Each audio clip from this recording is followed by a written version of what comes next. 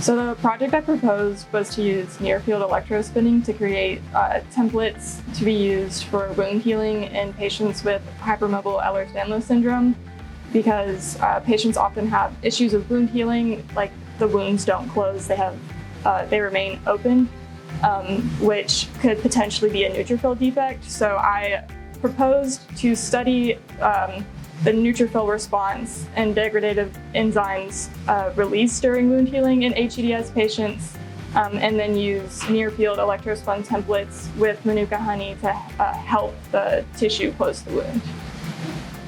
Pretty much from the moment that I met Dr. Boland and talked about joining his lab, he had mentioned the National Science Foundation Graduate Research Fellowship. So for the past 2 years, I had already been kind of preparing to apply for it. And then Dr. Boland helped me develop the skills and background required for the application and to be a good candidate for it. And then, so my senior year, I spent that summer before and up to that October writing the application, the grant proposal, and the personal statement, and Dr. Boland looked over it a lot to make sure that it was perfect. It's really amazing and unreal that I was one of the recipients of it this year. When I first talked to Dr. Boland about his research, he told me all about his vascular research with the near-field electrospinning, and I was really interested because I have a medical condition that affects my veins and blood flow, so I was immediately interested in his work with vascular tissue and healing. So the nice thing about this grant is that it will support me through 3 years of my PhD. It provides both a personal stipend and a tuition stipend. So the department doesn't have to worry about trying to pay me or find funds to support the research I'm doing, which is kind of the big deal right now, finding all the funding to continue medical research. So it definitely helps reduce the stress on the department to fund and gives me more freedom to do what I want in grad school. Because it helps me have more freedom in grad school, I have the freedom to start the research that I want to do in the future after I finish my PhD.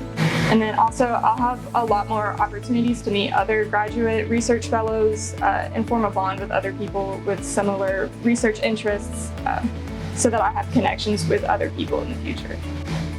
Your first semester, first week in our biomedical engineering design course.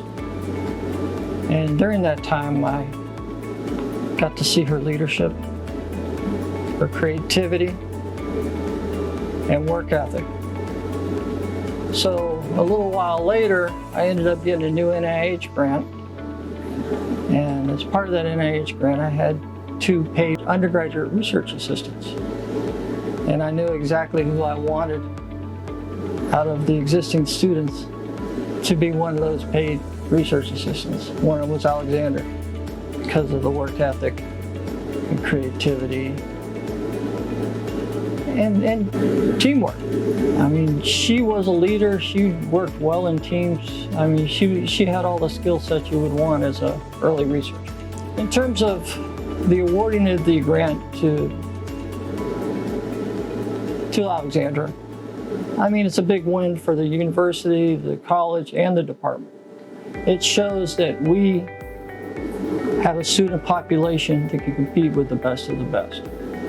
If you look at the profile of the majority of the students that receive these awards, Caltech, MIT, Berkeley, all the names you would think about, Alexandra competes with the best of the best in this country and the world.